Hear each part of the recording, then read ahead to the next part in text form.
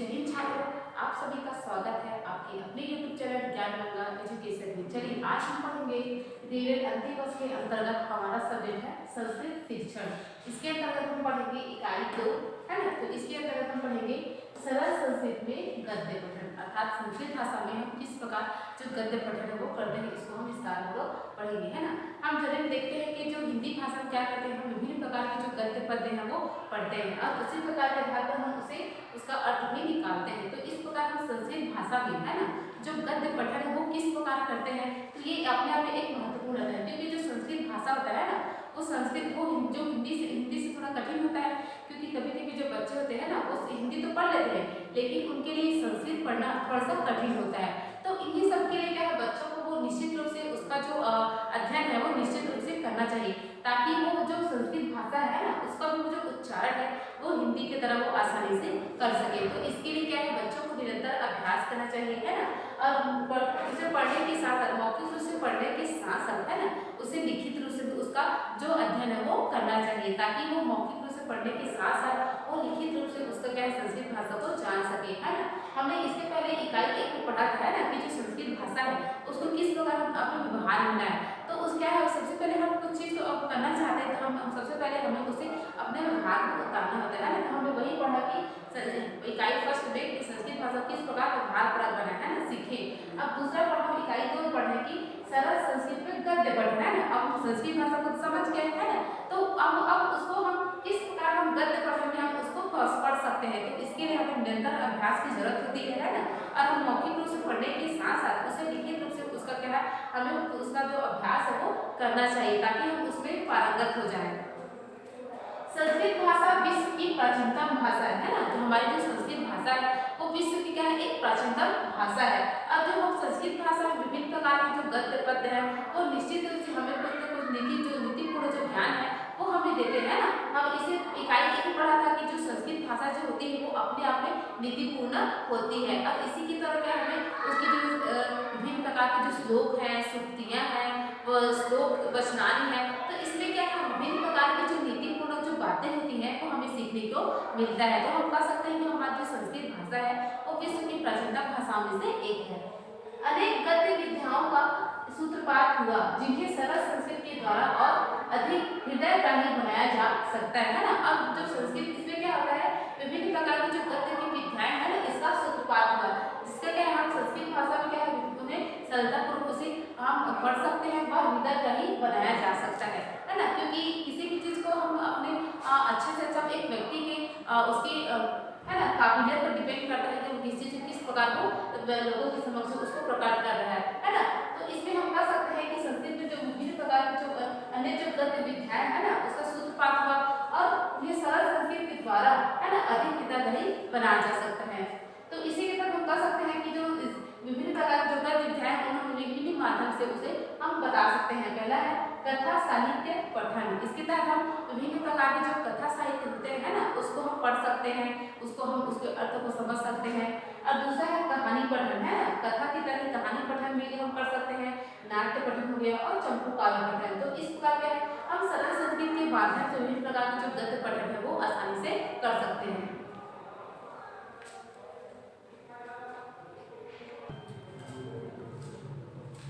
चलिए आगे देखते हैं। साहित्य में अनेक विधाएं होती हैं जिन्हें गद्य द्वारा जनमानस तक पहुंचाया जाता है ना। हमारे जो हिंदी साहित्य में क्या है विभिन्न सारे जो विद्याएं हैं विधाएं है ना वो मौजूद है, जिसके द्वारा क्या करते हैं विभिन्न जो लोग होते हैं वो अपने अपने जो भाव होते हैं उसको प्रकट करते हैं। मनुष्य अपने हृदय की संकल्पना को व्यक्त करने के लिए गद्य का प्रयोग करता है ना। अब मनुष्य के अंदर जो हृदय के अंदर जो भी उसकी संकल्पना जो होती है ना वो मतलब कि वो क्या करना चाहता है, किस प्रकार की उसकी जो संकल्पनाएं हैं ना उसको व्यक्त करने के लिए है ना वो विधाओं का प्रयोग करता है। और इस प्रकार की संस्कृत भाषा में लिखने और बोलने का अभ्यास गद्य के द्वारा कराना ज्यादा श्रेयस्कर है ना। अगर संस्कृत भाषा को हम क्या है अपने व्यवहार में लाना चाहते हैं तो विभिन्न प्रकार के उसे लिखने के साथ साथ है बोलने का भी हमें प्रैक्टिस करना चाहिए, तभी वो हमारे व्यवहार में निश्चित रूप से वो संस्कृत भाषा बोलना हो पाएगा, है ना। हम एक शिक्षक को लेते हैं कि वो क्या करते हैं, अगर वो बच्चों को है ना संस्कृत सब्जेक्ट पढ़ा रहे हैं तो क्या उन्हें निरंतर रूप से अभ्यास करना बेहद जरूरी होता है। और जब एक बालक है ना जब संस्कृत भाषा को पढ़ रहा होता है तो उसमें विभिन्न प्रकार की जो त्रुटियां करता है तो वहाँ पर जो शिक्षक होता है वह उसका निश्चित रूप से उसका निवारण करें, है ना। मतलब कि जो शब्द उस वहाँ पर उसे कठिनाई हो रही है तो उस शब्द को क्या है वो उसका सही उच्चारण के द्वारा उसे खुद करके वो बच्चों को सिखाए, ताकि क्या है वो बच्चे भी उसको सही उच्चारण करना वो सीख जाए।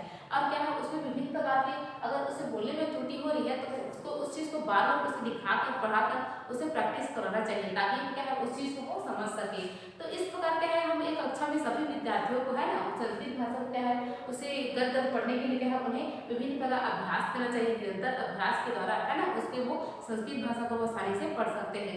और उसके द्वारा वो विभिन्न प्रकार की वहाँ पर जो त्रुटियाँ करते हैं तो वहाँ पर शिक्षक का कर्तव्य बनता है कि वो उस त्रुटियों का निवारण करे। तो इस प्रकार क्या है हम जो हिंदी साहित्य के तहत हम देखेंगे है ना अनेक प्रकार की जो विधाएं होती है तो उनमें क्या है विभिन्न प्रकार के जो हमारे जो भाव होते हैं उसे व्यक्त करने के लिए हम जो भाषा है उसका प्रयोग करते हैं ना। तो उसी प्रकार के हम अपने भाव को व्यक्त करने के लिए हम जो हमारे जो भाव है ना उसको हम संस्कृत में भी व्यक्त कर सकते हैं अगर हमें भाषा अच्छे से आती है। तो इसके लिए क्या है ना एक बच्चे को अगर हम संस्कृत सिखा रहे हैं तो हम निश्चित रूप से है ना उसे विभिन्न प्रकार की जो संस्कृत भाषा सीखने की जो रास्ता होता है उसको हम उसे परिचित करा सकते हैं, ताकि वो संस्कृत भाषा से वो परिचित हो सके। तो इसके लिए विभिन्न प्रकार के माध्यम होते हैं है ना वो हम अगर क्लास में बच्चों को निरंतर रूप से संस्कृत भाषा का जो बुक है ना उसे निरंतर उसे पढ़ाएं, अब पढ़ने का अभ्यास करना चाहिए तथा उसे लिखने का अभ्यास कराना चाहिए। तथा क्या है हम एक विद्यालय में देखेंगे है ना उसमें क्या है जब उसे नॉर्मली जो बच्चे आपस में मिलते हैं तो बातचीत करते हैं तो वहाँ पर क्या है वो संस्कृत भाषा का प्रयोग करें है ना। तो क्या है वो निश्चित रूप से वो पढ़ने लिखने के साथ साथ है ना वो उसको अपने व्यवहार में ना कर उस चीज़ को बोल नहीं पाएंगे। तो इस प्रकार के हम बच्चे संस्कृत भाषा के जो है ना उसको समझ पाएंगे व अपने व्यवहार में उसको ला पाएंगे।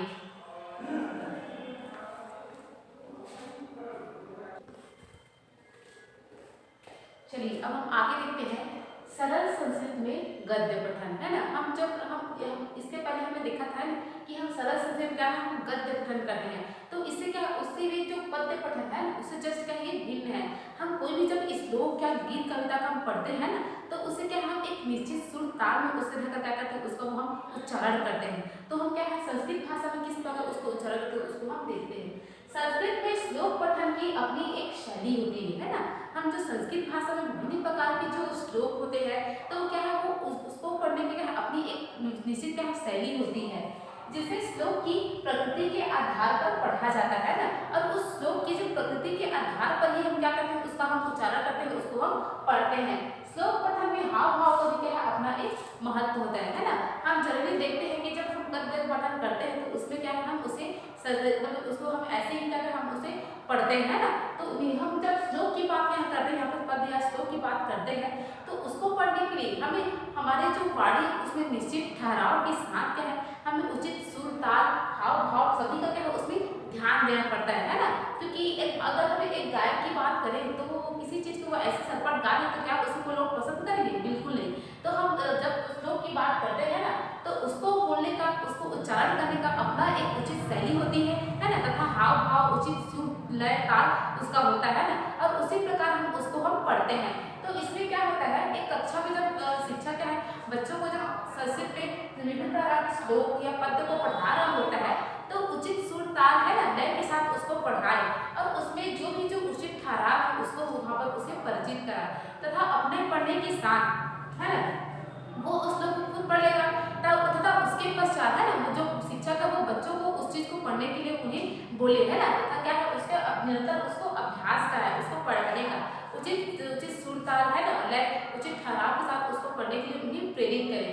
तो इस प्रकार क्या है बच्चे उस संस्कृत भाषा में भी क्या है पद्य को आसानी से वो पढ़ सकें है ना। अगर निरंतर अभ्यास करेंगे तो निश्चित रूप से क्या है वो पद्य पढ़ने में क्या है वो अपने आप को वो सहज महसूस करेंगे है ना। क्योंकि अभ्यास के द्वारा ही क्या है व्यक्ति में जो निपुणता है वो आती है ना। तो इस प्रकार क्या है वो सरल संस्कृत में गद्य पठन आसानी से कर सकता है। तो इसके लिए वो निश्चित रूप से क्या है वो उन्हें अभ्यास की जरूरत होती है। और वो अभ्यास करने के लिए जो प्रेरणा है वो एक शिक्षक होता है। क्योंकि अगर जो शिक्षक होता है ना वो बच्चों को पढ़ाने के साथ साथ है ना किस प्रकार पढ़ा जाए तो उन्हें क्या है वो मोटिवेट करना चाहिए। तभी वो क्या है वो किसी भी चीज़ को सीखने के लिए वो अपने आप को समर्थ महसूस कर सकते हैं।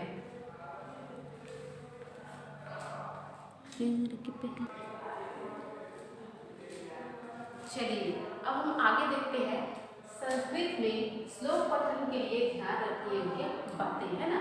जब हम संस्कृत भाषा में किसी भी श्लोक या पद्य का क्या है वो पठन करते हैं तो हम किन किन बातों का ध्यान रखना चाहिए उसको हम विस्तार कर देते हैं ना। देखिए हम जनरली कोई भी जो पद्य पठन करते हैं तो उसमें क्या है हम उसे उचित तरीके से उसको पढ़ते हैं ना, उसका शुद्ध उच्चारण करते हैं, उसका सही से उसके अर्थ को समझते हैं ना, और उसे क्या है उचित सुर लयता के साथ क्या करते हैं हम उसका हम वाचन हम करते हैं। क्योंकि हम किसी भी चीज़ का हम जब वाचन करते हैं तो उसको वो किस प्रकार का है, चाहे वो गीत के रूप में है ना, या गद्य के रूप में है, तो उसी प्रकार से हम उसका जो वाचन है वो करते हैं, है ना। और इसके लिए क्या है एक इसकी जिम्मेदारी एक शिक्षक के ऊपर होती है ना, क्योंकि जब वो शिक्षक क्या करता है वो सभी बच्चों को जब वो शिक्षा देता है ना, तो जब वो संस्कृत भाषा में वो जब गद्य सुना रहा होता है तो उसे क्या है वो उचित सुर लय ताल में उसको बच्चों के समक्ष उसे प्रस्तुत करना चाहिए। जिससे क्या होता है अगर उसे गीत के रूप बच्चों को वो सुनाते हैं ना तो इससे बच्चे क्या होते हैं वो उत्साहित हो जाते हैं ना कि शिक्षक हमें गीत सुना रहा है। तो वो क्या होता है कभी कभी देखने को मिलता है कि जो बच्चे होते हैं ना वो लगातार मतलब ऐसे पढ़ने से क्या है वो बोर हो जाते हैं। तो अगर उन्हें गीत कविता या नाटक के माध्यम से किसी चीज़ को पढ़ाया जाता है तो क्या है वो उसे उत्साहपूर्ण तरीके से उसको पढ़ते हैं, है ना। तो अगर वो हम संस्कृत की कविता की हम बात करें ना, श्लोक की बात करें, तो अगर उसे निश्चित गीत के माध्यम से उसको पढ़ाया जाए ना उचित सुर लय ताल के, तो इससे क्या है बच्चे रुचिपूर्ण तरीके से उसमें सहभागी लेते हैं और उसको वो पढ़ते हैं। तो हम जब संस्कृत में श्लोक का पठन करते हैं तो हम किन किन बातों का ध्यान रखना चाहिए उसको हम देखते हैं। पहला है शुद्धोच्चारण के साथ पठन, है ना। शुद्धोच्चारण मतलब शुद्ध उच्चारण, है ना। जब हम संस्कृत का भाषा को हम श्लोक पढ़ रहे होते हैं तो उसमें जो शब्द होते हैं तो उस शब्दों का क्या हमें सही उच्चारण हमें निश्चित रूप से करना चाहिए, है ना। क्योंकि जब एक शिक्षक शब्दों का क्या सही से उच्चारण करेगा तो उसी प्रकार बच्चे भी क्या करेंगे उसी सही प्रकार से उसको उच्चारण करने का क्या वो प्रयास करेंगे। दूसरा है लयात्मक रूप से पठन, है ना। उस जो श्लोक क्या है ना तो उसे क्या है जो श्लोक होते हैं उसे लयात्मक रूप से उसे पठन करना चाहिए, मतलब उसे उचित लय पूर्वक उसे पढ़ना चाहिए। तीसरा है आरोह अवरोह का ज्ञान, है ना। उसमें जब हम कोई भी गीत या श्लोक जब हम पढ़ते हैं तो उसमें उचित जो आरोह अवरोह होते हैं उसका भी निश्चित हमें ध्यान एक शिक्षक को रखना चाहिए। चौथा है विच्छेद या विग्रह करने की क्षमता, है ना। कभी कभी हम देखने को मिलता है कि जो संस्कृत में कोई वर्ड शब्द ऐसे होते हैं जो बहुत लंबा है ना, बहुत लंबा या होता है जो समझ में नहीं आता, तो वहाँ पर शिक्षक का कर्तव्य बनता है कि वो उस शब्द का क्या करें संधि विच्छेद करके वहाँ पर बच्चों को उस शब्द से क्या करें अवगत कराए, है ना। तो अब जो दो शब्द हो जाएंगे तो बच्चे निश्चित रूप से उस शब्द को समझ पाएंगे। उसके बाद पांचवा है गेयता के भाव को बनाए रखना, है ना। शिक्षक क्या करता है वो जो श्लोक है ना उसको शुरू से लास्ट तक पढ़ते रहता है, तो जो उसकी जो लयात्मक जो बड़ी होती है मतलब जो गीत की होती है तो उसी प्रकार जो गेयता का भाव है उसको वहाँ पर बनाए रखना चाहिए। मतलब उसे गीत के माध्यम से पढ़ा रहा है तो उसे गीत के माध्यम से भी जो अध्याय श्लोक है उसको खत्म करें, मतलब जो गेयता का जो भाव है उसे वो बनाए रखे। गेयता का मतलब होता है गीत, है ना। गीत के माध्यम से पढ़ा रहे हैं तो उसे उसी जो भाव है उसको वो बनाए रखना चाहिए।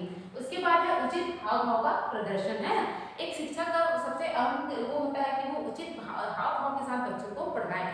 तो जब वो श्लोक का जो पठन बच्चों को करा रहा होता है तो अगर जो हम श्लोक पढ़ रहे हैं ना वो क्या है वो एकदम रौद्र मतलब क्या हम कह सकते हैं तो एक गुस्से वाला है तो उसी प्रकार के हाव भाव बनाकर उसे वहाँ पर बच्चों के सामने प्रकट करना चाहिए। अगर वो रुद्रपूर्ण या करुणापूर्वक है ना, मतलब जो हम जो श्लोक पढ़ रहे हैं वो दया से परिपूर्ण है तो हमें अपने जो भाव है उसे उसी प्रकार का वहाँ पर हम बच्चों के समक्ष उसे प्रदर्शित करना पड़ेगा। मतलब हम कह सकते हैं कि वो जो श्लोक है ना वो जो भी शैली में हो उसी प्रकार बच्चों के समक्ष हमें प्रस्तुत करने की जरूरत होती है ताकि बच्चे भी क्या है उसी प्रकार की शैली को अपनाकर उस चीज़ को पढ़ सके व आगे बढ़ सके।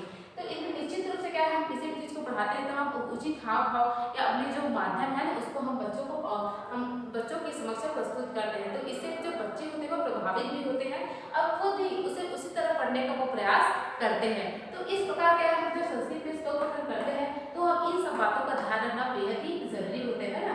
यहाँ पर हम संस्कृत में श्लोक पठन की बात कर रहे हैं लेकिन जनरली हम हिंदी में भी कोई गीत कविता माध्यम पढ़ते हैं ना, गीत कविता श्लोक हो गया तो उसके भी क्या है ये सब बातों का हमें ध्यान रखना चाहिए कि हमें शुद्ध उच्चारण के साथ करना चाहिए, उसे लयात्मक रूप से हमें करना चाहिए, है ना। उचित आरोह अवरोह के साथ करना चाहिए, संधि विच्छेद करने की आवश्यकता होती है और जो गेयता का जो भाव होता है ना उसको भी बनाए रखना चाहिए और उचित हाव भाव के साथ है ना उस चीज़ को हमें पढ़ना चाहिए। तो इसी रूप से हमें उस चीज़ को क्या है हम निश्चित रूप से उस चीज़ को अगर हम गीत कविता या माध्यम के द्वारा बच्चों के समक्ष प्रस्तुत करेंगे तो निश्चित रूप से है ना बच्चे रुचिपूर्वक उसको सीखने का प्रयास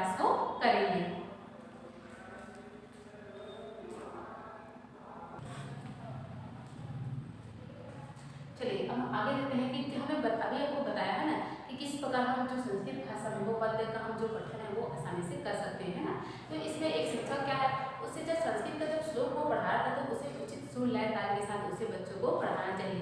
हम एग्जाम्पल का भी यहाँ पर ले सकते हैं ना, जो सरस्वती वंदना है उसको हम उचित सुर लय ताल के साथ बच्चों को हम पढ़ा सकते हैं। जैसे मैं आपको ये जो मतलब कि इस प्रकार हम बच्चों को क्या है उचित सुर लय ताल के साथ बच्चों को पढ़ा सकते हैं। मैं यहाँ पर आपको सरस्वती वंदना गा के यहाँ पर आपको सुना सकती हूँ, है ना, सुना रही हूँ।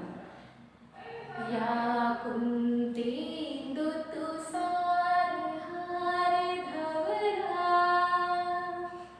या शुभ्रभास्त्रावृता, या वीणाभरदण्डमण्डितकरा,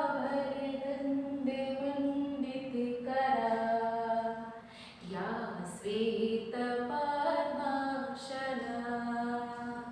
या ब्रह्माच्युत शंकर प्रभृतिभिः देवैः सदा वन्दिता, क्षमा पातु सरस्वती भगवती,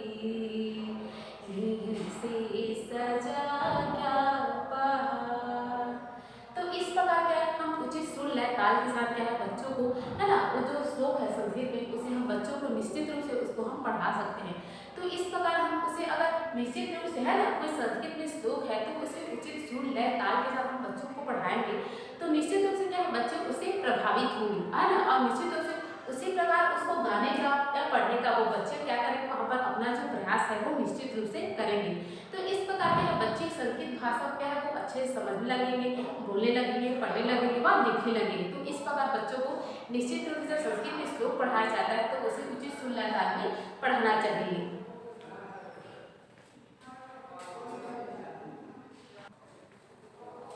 चलिए अब हम एक और एग्जाम्पल कर लेते हैं।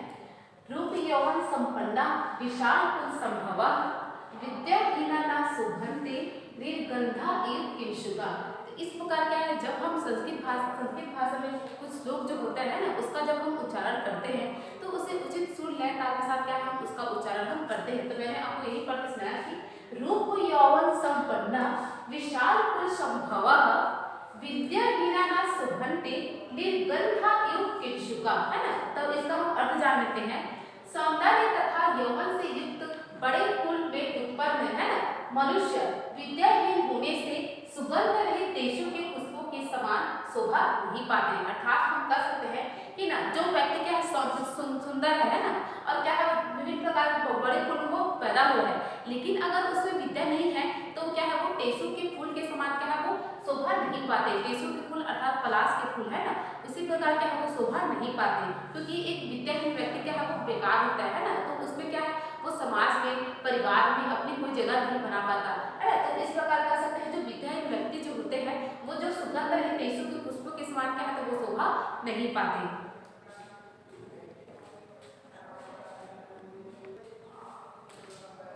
इस प्रकार हम कह सकते हैं कि जब हम संस्कृत भाषा में, है ना, गद्य या पद्य का जब हम उच्चारण करते हैं या उसका वाचन करते हैं तो उसमें एक निश्चित ठहराव, उचित सुर लय ताल, उचित आरोह अवरोह, है ना, इन सब का प्रयोग करके, है ना, शिक्षक को क्या है बच्चों के समक्ष उसे पढ़ना चाहिए, वाचन करना चाहिए, जिससे क्या होता है बच्चे भी उससे प्रेरित होते हैं और उस चीज़ को, है ना, उसी तरह पढ़ने का वो प्रयास करते हैं और उसे प्रयास करते करते निश्चित रूप से क्या है एक दिन उसमें सफलता प्राप्त करते हैं और वो भी शिक्षा की भांति उसको पढ़ने लगते हैं। तो हम देखते हैं, है ना, संस्कृत भाषा का भी जब बच्चे क्या करते हैं उसका उचित उच्चारण करके अगर पढ़ेंगे तो निश्चित रूप से वो संस्कृत भाषा में वो निपुण होंगे। तो इस प्रकार शिक्षा क्या है बच्चों को पढ़ाने के लिए विभिन्न प्रकार के जो माध्यम है ना उसको वो अपनाना चाहिए। अगर कोई श्लोक पढ़ रहा है तो उसे उचित गीत के माध्यम से उसको पेश करना चाहिए, है ना, या उचित ठहराव के साथ गद्य को पढ़ना चाहिए, पद्य को पढ़ना चाहिए। तो इस प्रकार बच्चे क्या हो उससे प्रभावित होते हैं और रुचिपूर्ण तरीके से उसे पढ़ने का वो प्रयास निश्चित रूप से करते हैं।